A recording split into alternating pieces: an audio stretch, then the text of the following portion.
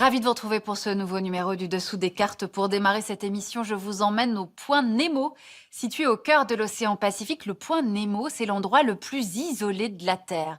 À plus de 2700 km des premières côtes, on l'appelle aussi pôle maritime d'inaccessibilité. Il s'agit d'une zone découverte il y a 26 ans par un géographe canado-croate.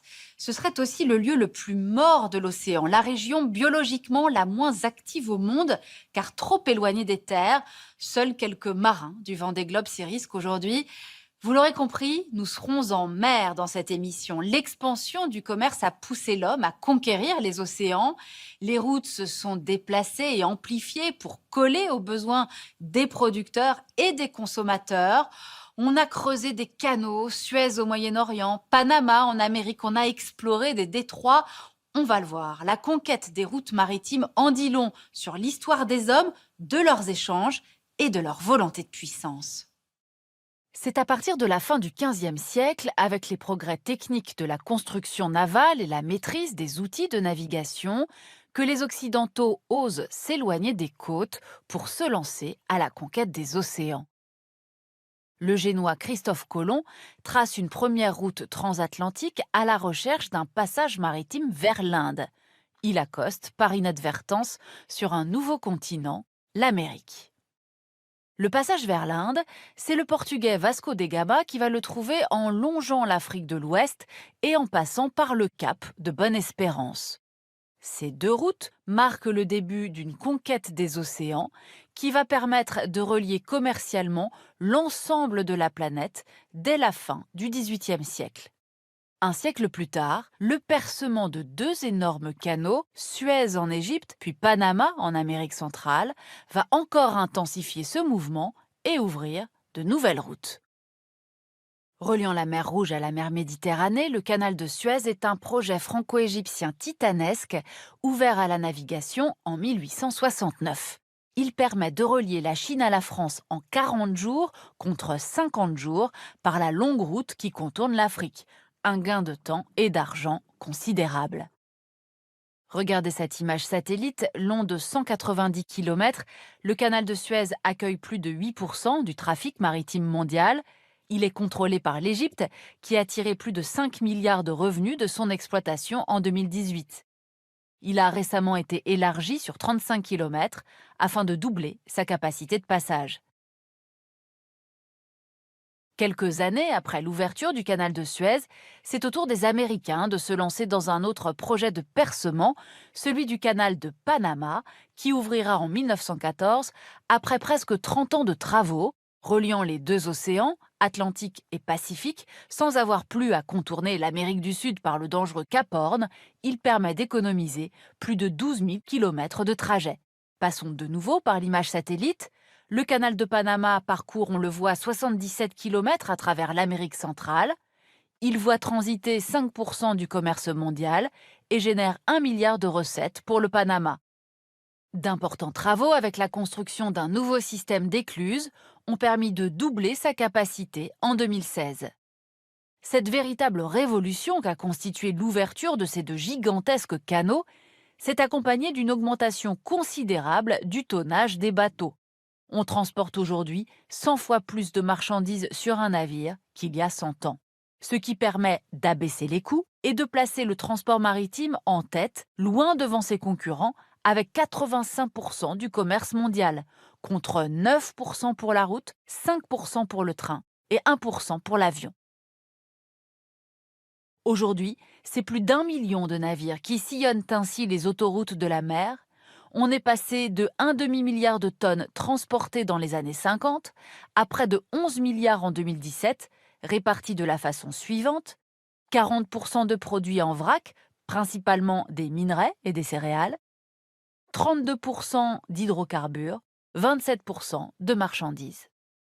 Alors ce développement du trafic maritime a bien sûr contribué à l'explosion du commerce mondial, un commerce mondial qui a progressivement délaissé les routes historiques reliant l'Europe à l'Amérique à travers l'Atlantique pour s'orienter plutôt vers le Moyen-Orient et vers l'Asie, la Chine et ses voisins se plaçant désormais en tête des échanges mondiaux.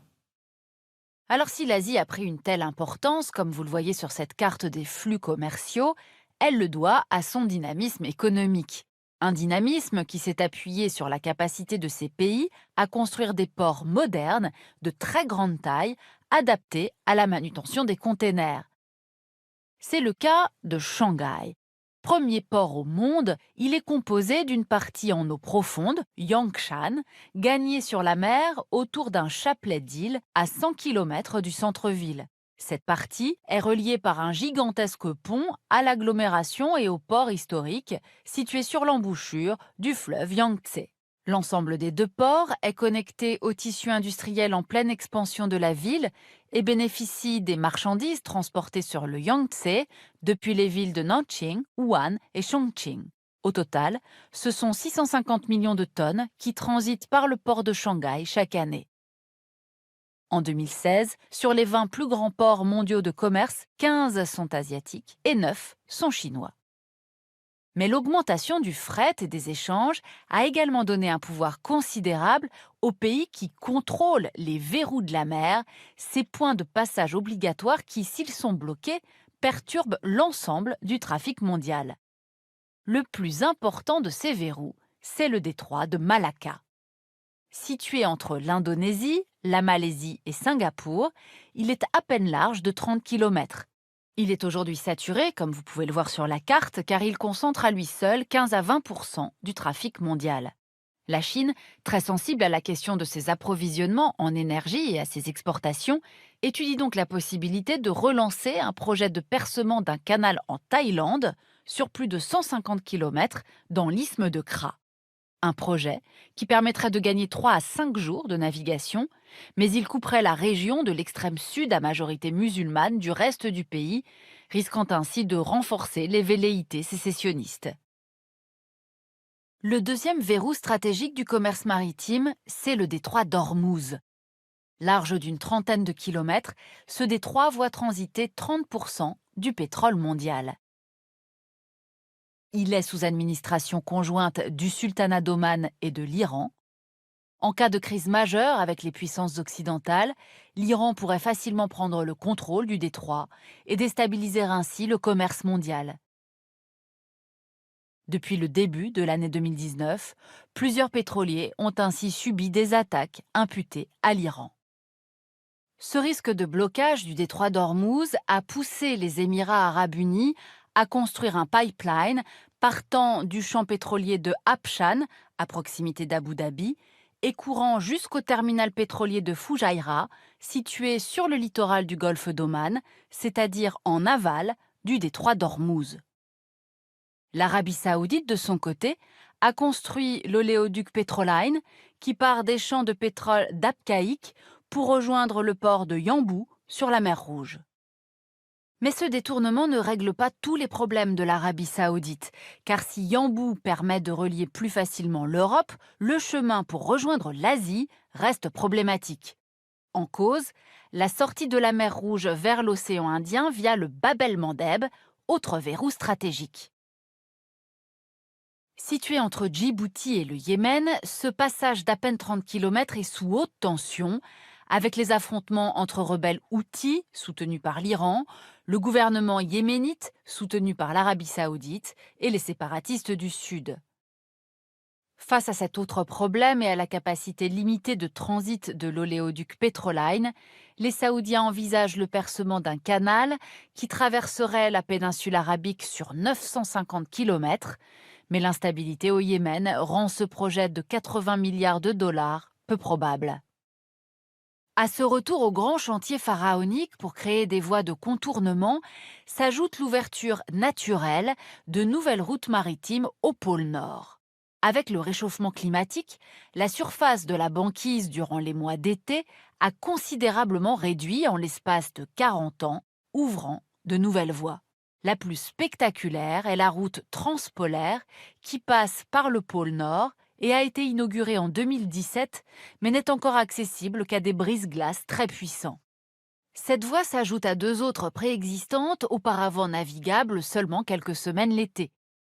Le passage du Nord-Ouest, le long des côtes américaines, canadiennes et danoises, et le passage du Nord-Est, le long des côtes russes, désormais accessible de mai à octobre.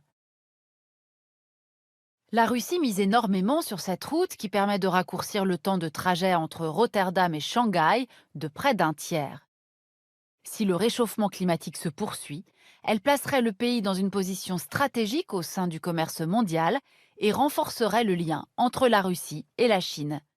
Mais cette route du Nord-Est passe à travers des détroits peu profonds qui rendent sa navigation très difficile et manque cruellement d'infrastructures portuaires adéquates pour se développer.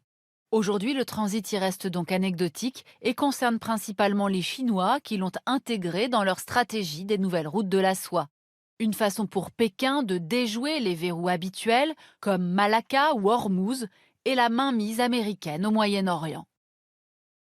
On l'aura compris, la mondialisation a accru l'importance stratégique de ces espaces maritimes par où transitent 85% des échanges. Et une fois de plus, on l'a vu, il est un pays qui a compris l'importance de maîtriser ces espaces, la Chine. Toujours elle, investissant patiemment dans les canaux, détroits, isthmes et ports du monde, parfois même très loin de chez elle, ainsi sur les bords du canal de Panama en Amérique centrale ou sur les ports de Gênes et d'Athènes en Europe, on croise de plus en plus d'investisseurs chinois. Et pour aller plus loin en images, cette géographie des espaces maritimes, le numéro 8104 de la documentation photographique publié en mars-avril 2015. Ainsi s'achève ce nouveau numéro du Dessous des cartes. Rendez-vous bien sûr la semaine prochaine, même endroit, même heure. Et d'ici là, n'oubliez pas notre site internet arte.tv sur lequel vous retrouverez notamment nos experts. À bientôt.